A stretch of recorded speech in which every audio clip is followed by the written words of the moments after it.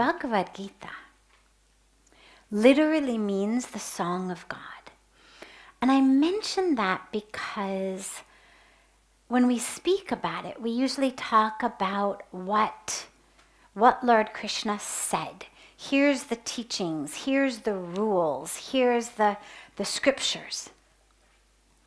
But it's not called the speech of God, or the lecture of God, or the teaching of God. It's called the song of God, which to me is really interesting. Because actually in it, it says, and God spoke. When they go through the verses, it literally says, and God spoke. It doesn't say, and God sang. It says, God spoke. But the Gita is the song of God. And here's how I understand that. In our lives, when we're connected to God, there's music. There's music in our lives. When we are in our hearts, there's music. And so even though God spoke, when we listen and when we live, it's music. And for so many of us, life is a struggle. Life is all in our head. What am I going to do about this? How am I going to overcome that? How will I plan this? What about that?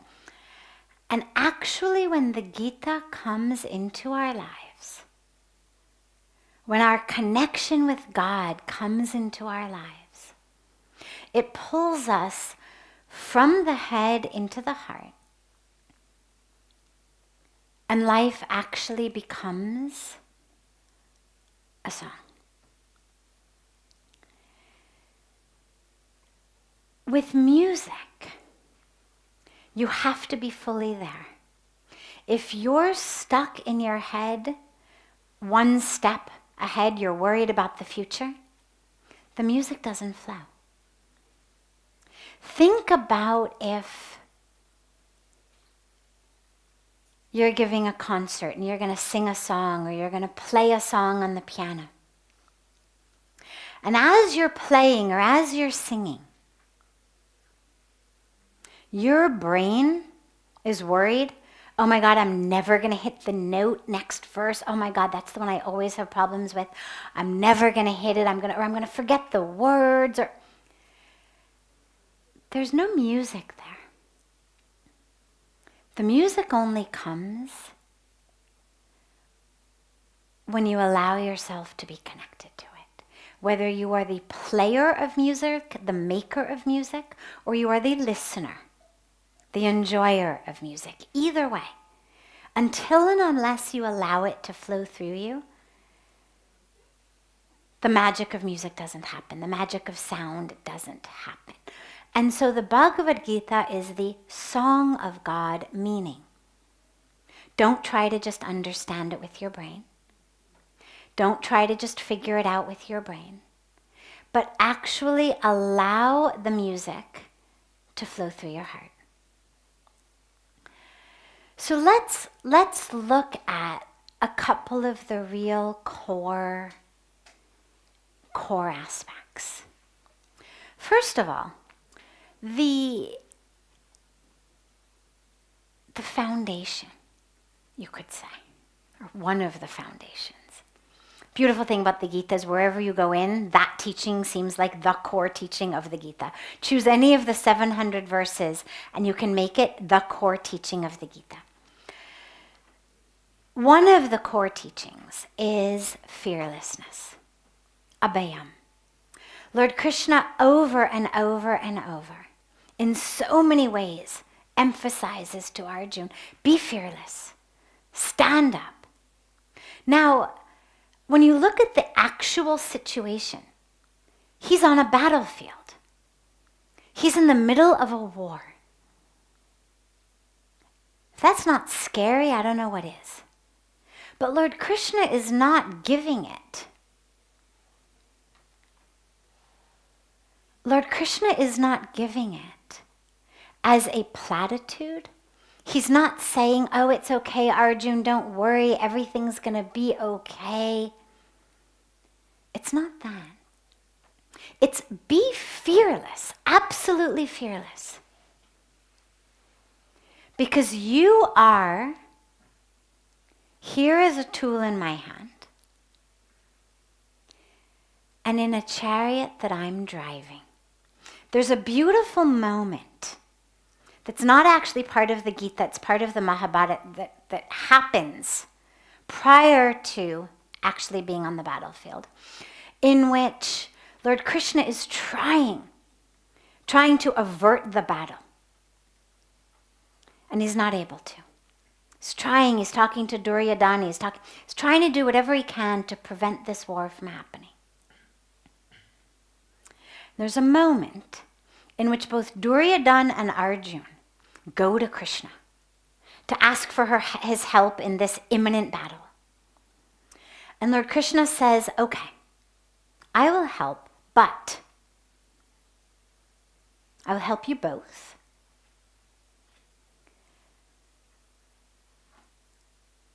You each have a choice.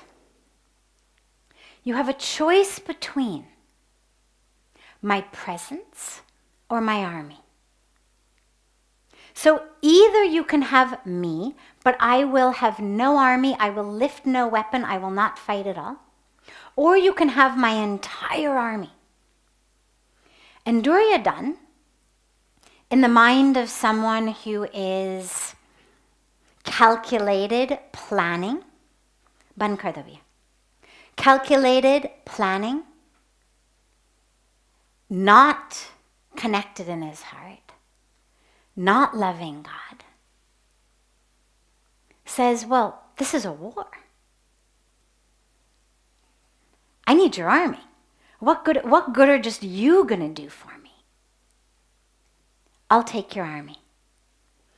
And Arjuna says, fantastic, because I just want you. And so when Lord Krishna says, be fearless, there's many aspects of the fearlessness, but an important one to remember is something that happened prior to that, which was Arjuna chose the presence of God, not for what he was going to get. Puja Swamiji always says, we go to God, but we frequently go with a list of what we want. In Hindi, he says, Isht ke paas jaake list leke. So we go to the divine, but we go with a list. I want this, I want that, do this for me, do that for me. Whereas actually, it's the presence of God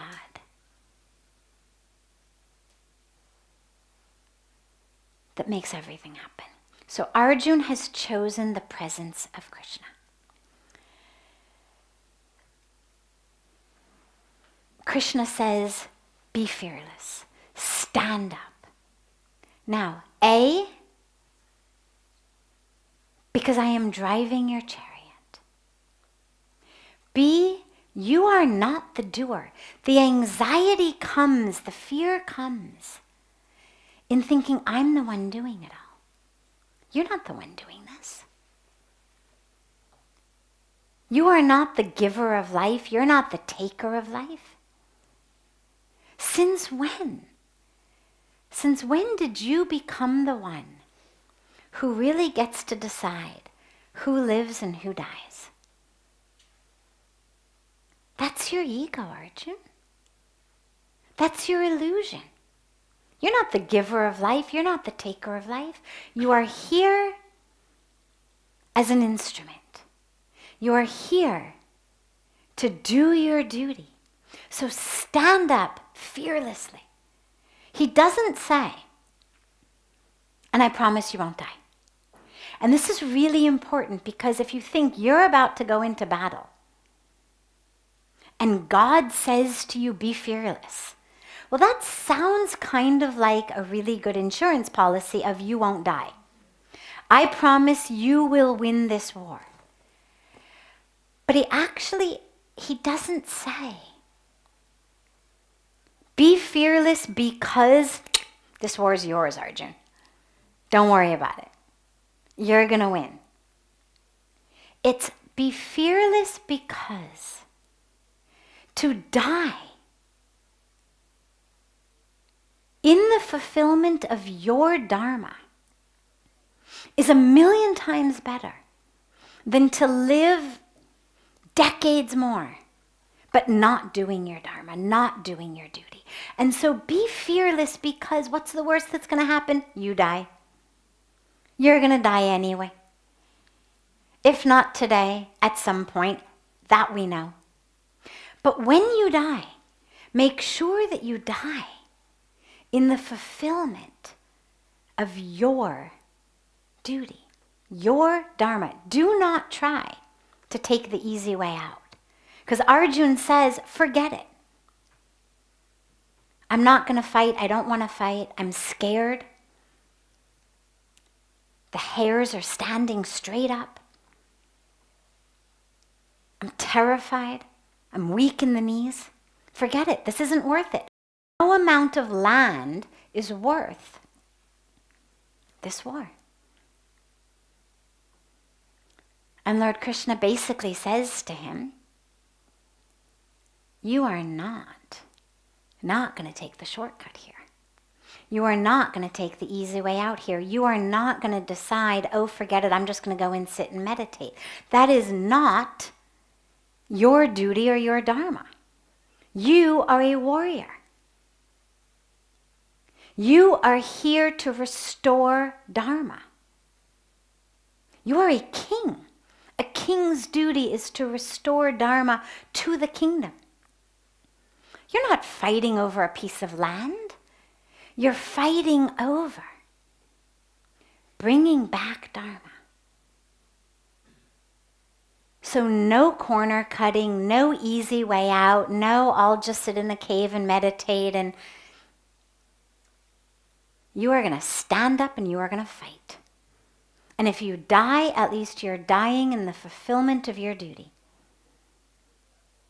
rather than living decades but not doing your duty. And as we talk, I was thinking originally, well, we'll divide them up into different lessons, but as I talk, I realize they actually all flow into each other. So, right, lesson 1, be fearless. Foundation 1, be fearless. But that took us straight into foundation 2, do your duty. That's all we can do.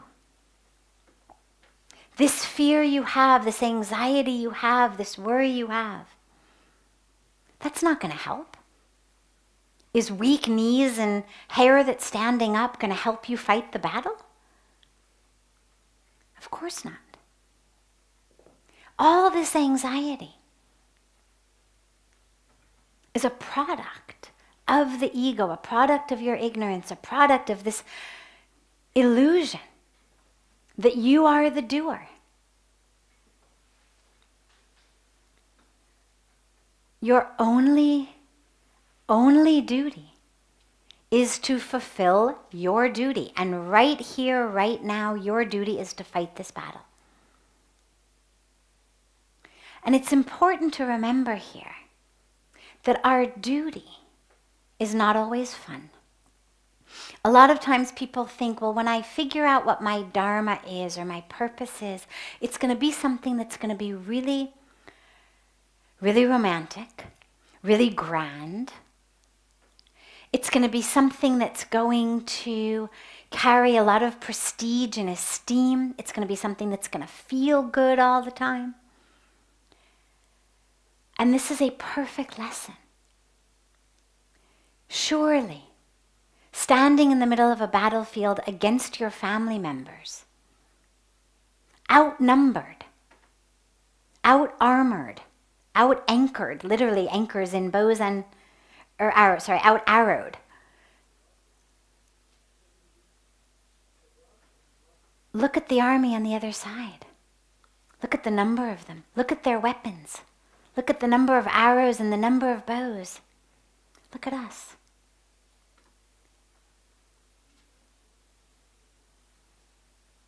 Not fun.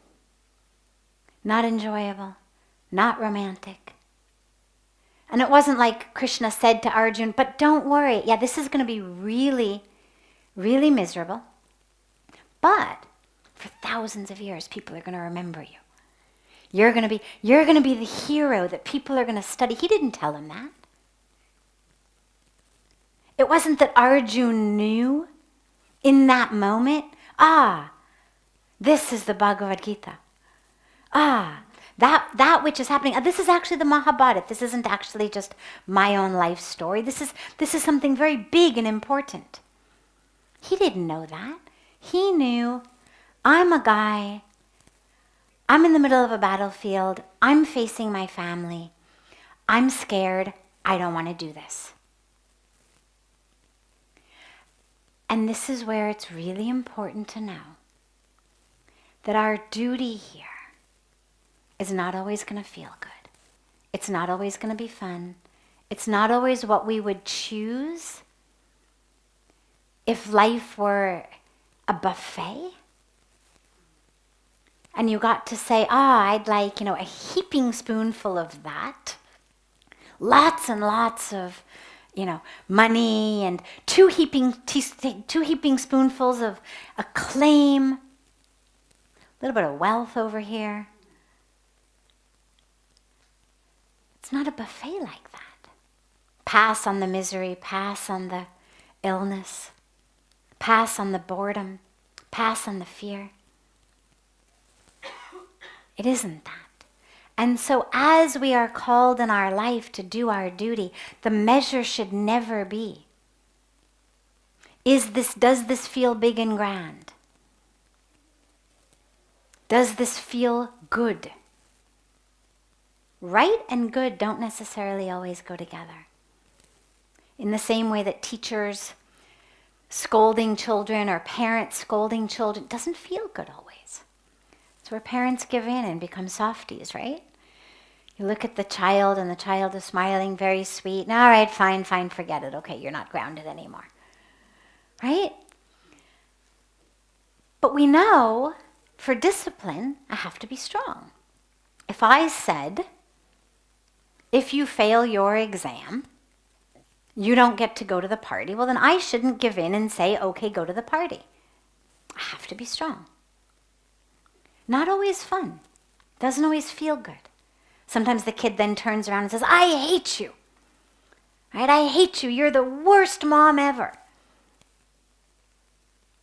But you do it. A friend of my parents when I was growing up, true story. Close friends, good family, nice people.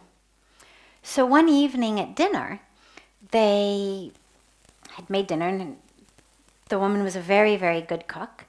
And her son, for whatever reason, decided he didn't like what they were being fed for dinner. And he wanted something different. And Mom said, no, this is what's for dinner. I've just spent the last hour or 2 hours or whatever it was cooking. This is dinner tonight. Eat it or go hungry. And he decided he was going to go hungry. And he storms up and goes to his room. He was maybe 9 or 10 or 11. And about half an hour later, there is a knock on the door. And it is the police who have come because they got a complaint, a 911 call, for child abuse. That they were starving their child.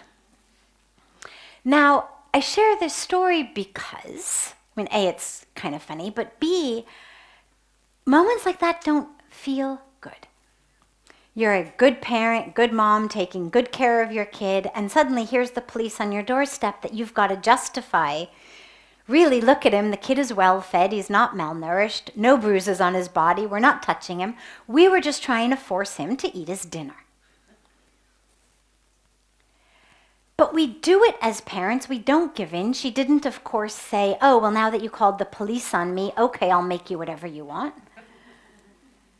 Because what do the kids learn then? This is the way. So as parents, we know our duty is to be strong sometimes. Whether it's our kid yelling, I hate you, whether it's the police that show up on the doorstep, whatever the ramifications may be.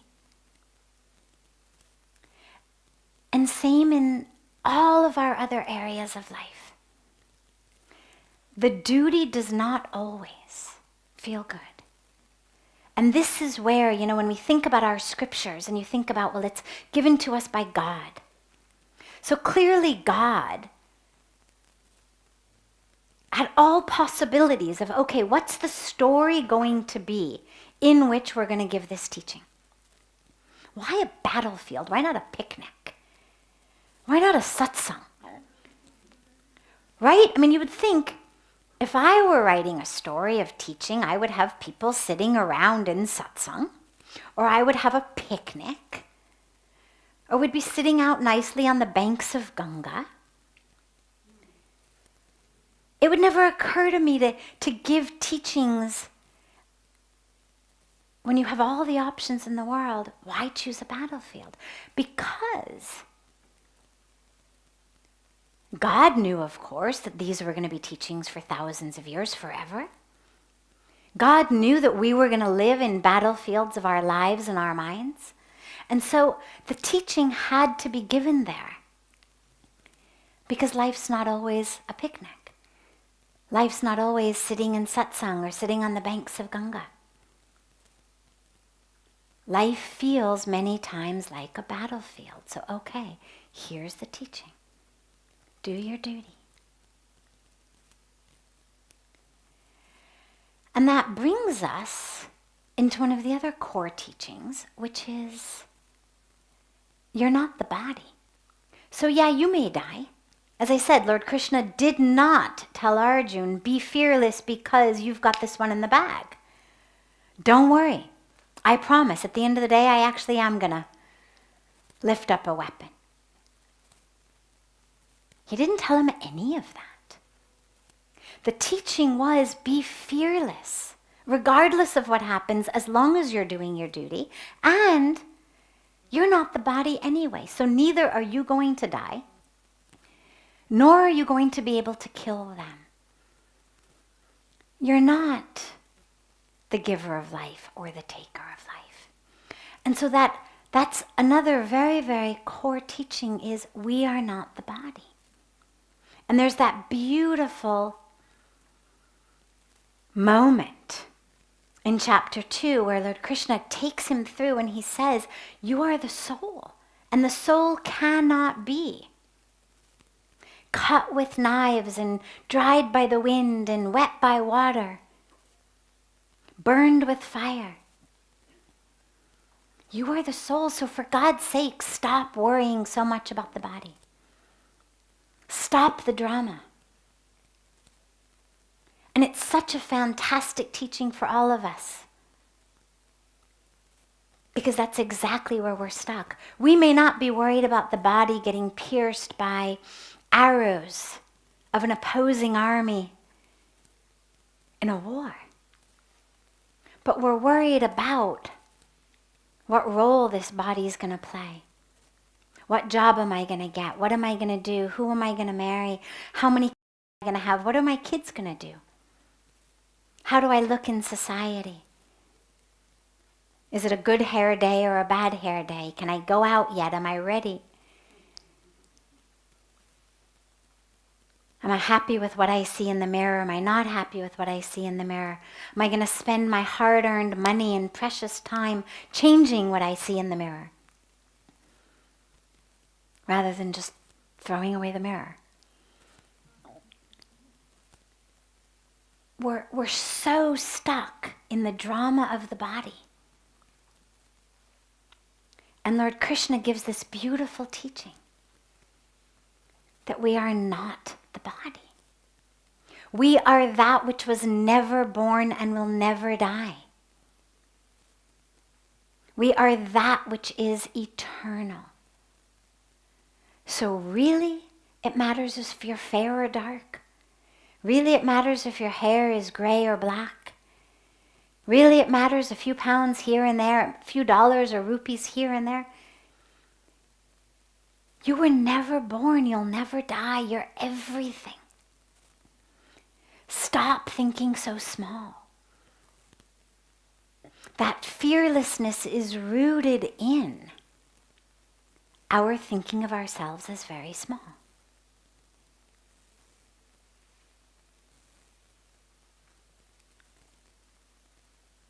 So when he says be fearless, it's let go of that thinking of yourself as small, let go of the fear, the anxiety, the worry, the stress, the tension.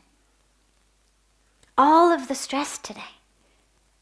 When Puja Swamiji is abroad on airplanes, frequently, they've got magazines in the seat back of the seat in front of you on airplanes. And I remember when I first met him, and he would flip through these magazines just to see, what was being advertised. What is America advertising? And he would always point out these advertisements for stress management programs. And he'd say, it's so funny.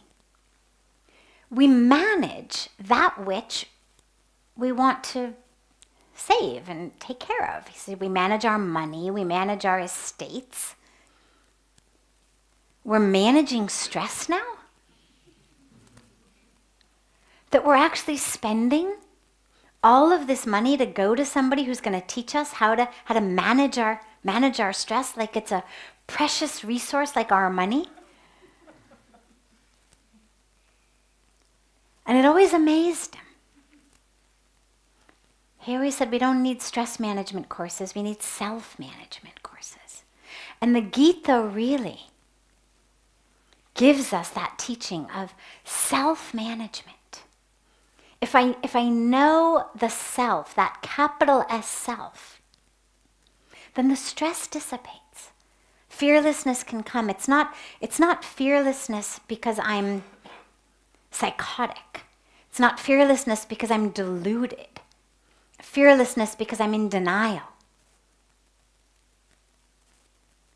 But fearlessness because I'm so connected with the capital S self, that eternal self, that I'm not stuck in the stress of this limited existence. And the last piece that I want to share, because I do want to make sure that we have time for questions, is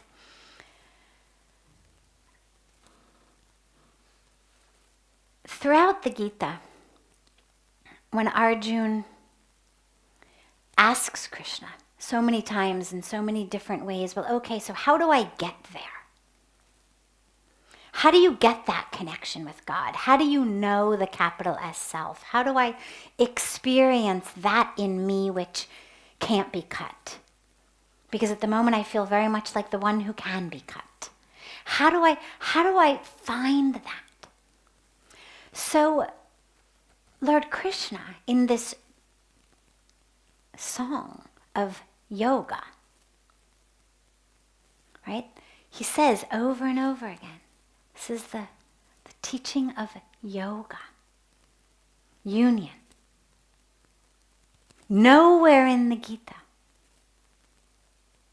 does he mention anything about straight legs or bent legs or, your palm on the ground. Well, it's amazing. 700 verses on yoga, and nowhere does he mention your legs should be straight or bent. In fact, the only reference to asana is actually a reference to that which we sit upon, so this as an asana,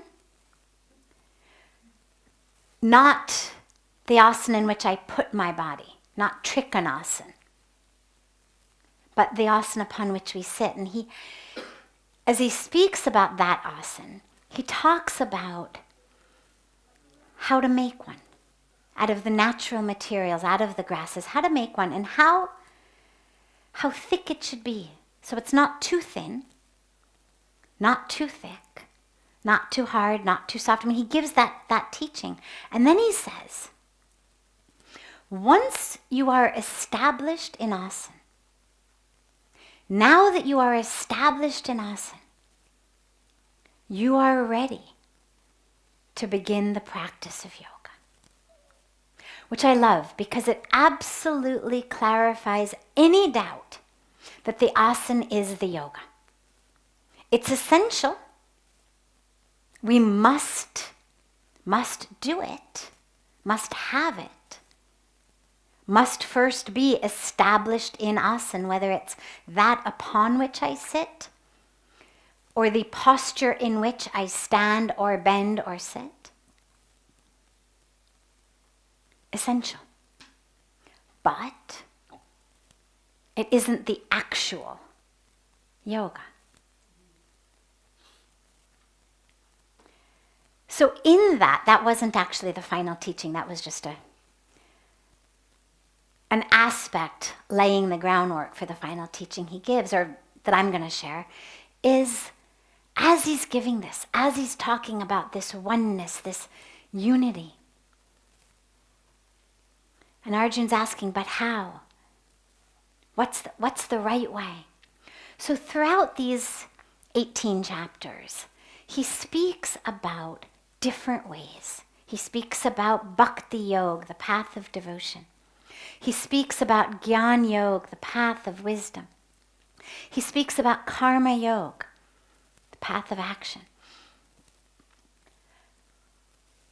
And what he makes very, very clear, as he's describing each path, it sounds like he's absolutely advocating for that path as the best path. Read about Bhakti Yoga, it sounds like this is it. Read about Gyan Yoga, this is it. Karma Yoga, this is it. But what becomes very, very clear as you read further and deeper is that actually the teaching is, it's all one. They're not separate. If you really love God, or love anyone, you will serve them. We were talking about this in a different context the other night. Where there is love, there is service. Even if we don't think about God and we just think about our beloveds here. If someone you love needs something, you're going to do it. Happily. Not because you're looking for a 50-50, now they're going to owe me, or now I'm going to, get something from them. The loved one is sick. You're going to make tea, you're going to make breakfast in bed. I mean, you're going to do whatever you need to do to take care of them. Even if they're not sick. You're going to find great joy in doing things for them that make them happy. Doing things for them that they need. I'll surprise him before he gets home. I'll do this, or I'll give her this. I know she loves it. Where there is love, there is always service. And if there's love and there's not service, check the quality of your love. If there's love and you're thinking give and take, 50-50, what am I going to get? Check the quality of your love. Because when there's really love, the giving itself literally becomes its own reward. And as there's love, devotion, bhakti, the service springs most naturally out of it. As does the knowledge and the wisdom. As you love someone, well, you want to learn about them, right? We fall in love and we stay up all night long. Oh, what was your favorite music when you were a kid? What's your favorite color? Oh, you like Italian food? I like Italian food. we melt into wanting to know more about the other. As we melt into love, that quest for knowledge blossoms. Tell me what you're thinking. Oh, it's nothing. No, tell me. A few years later, we're like, forget it, shut up already. But I don't want to know. You don't forget it? Great. Thank you. Right? I mean, a few years later, it literally goes the other way. Somebody says to you, what are you thinking? You say nothing. They say, okay. You're like, what? You're not going to ask me again? I mean, obviously, I'm upset. But in the beginning, it's the opposite. In the beginning, you say, what are you thinking? And the loved one says, oh, nothing, don't worry. You say, no, please, tell me. I want to know. I want to know. Tell me. We're dying to know everything because we love. So the Bhagavad Gita makes it very, very clear that all of these paths actually are one. They're not separate, any more than God is separate. He also says, in whatever form the devotee worships me, I appear to the devotee in that form, which means that God cannot be separate. So the God that we're connecting with through devotion can be different than the God we're connecting with through knowledge or the God we're connecting with through service. It's all one. And so all of the ways in are one. They're just different ways of thinking about it. But this is where it's so crucial in our lives to ensure that our yoga is full. One of the streams is going to inevitably be easier for us. Some people have more of a characteristic of intellectual, okay, I'm going to go in through the books, I'm going to go in through the lectures, I'm going to go in through study. Okay, great. But as you learn, you're going to have to feel. As long as those teachings remain in your head and they don't touch your heart, it's just purely academic. It's not actually knowing. It's someone else's truth, not your truth. You've got to let it in. You've got to go from knowing to loving. And in the same way, if the easiest way in for you is loving, great, love. But remember the importance of serving.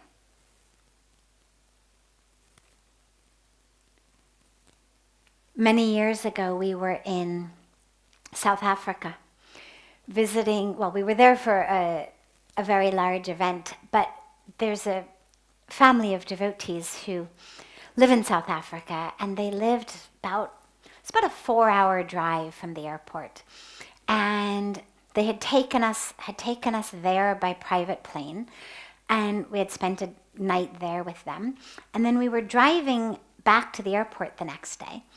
And I had calculated very clearly what time we needed to leave in order to get there, based on what they had actually told us the day before of how many kilometers it is. It was in the days before, Google Maps.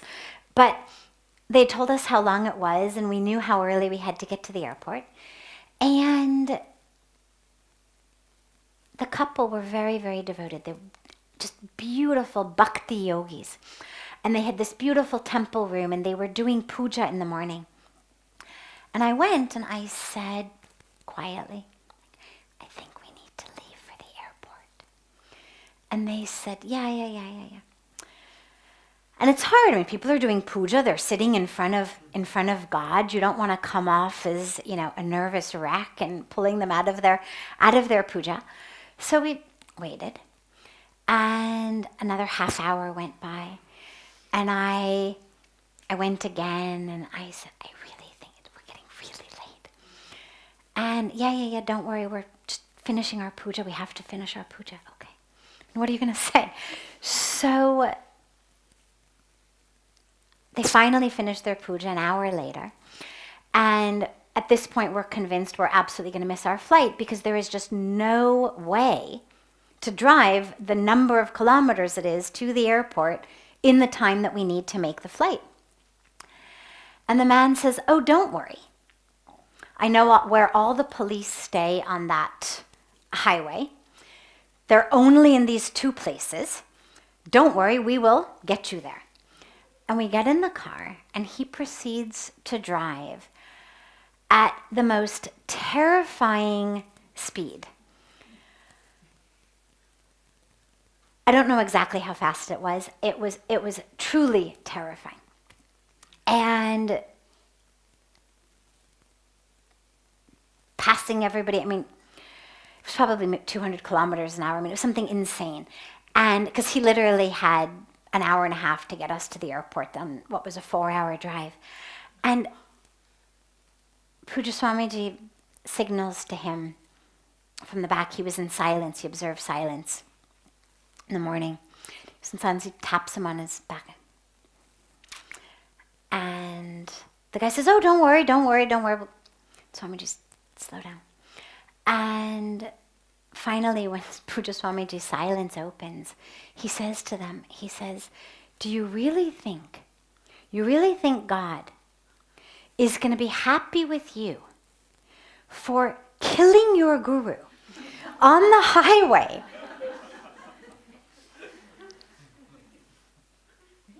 because you sat in puja? The puja is beautiful. Do it. But don't do it to the jeopardy of the life of your guru in the car. And I love that particular story because it's such a beautiful example of really what happens.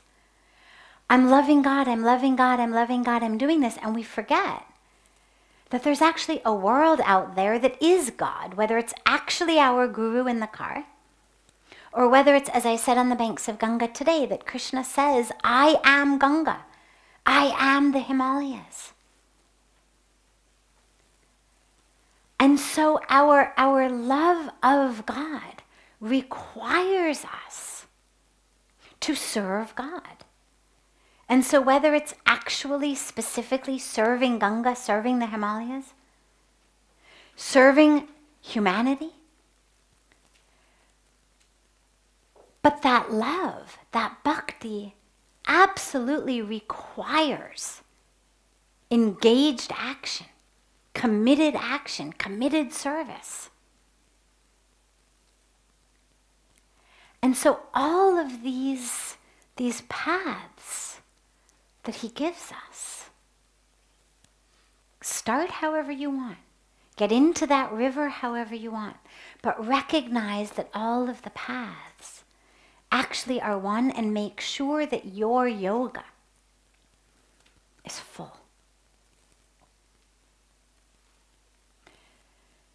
So I could do this all night, but I'm going to actually end here so that we have time to take any questions that there are. And my only request before them, as I had said earlier, is that they be somewhere on this subject of the Gita, but also allow them to be questions that actually pertain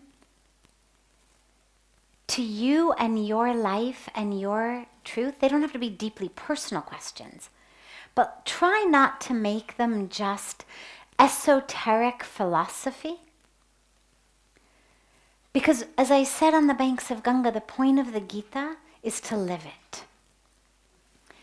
And so try to allow the questions or phrase the questions in a way that it's about your living of the Gita, rather than just an extra piece of esoteric knowledge so that you can go back and tell it to someone. or appease, an intellectual academic aspect of your mind. But how can it be something that allows that song to be there in our lives?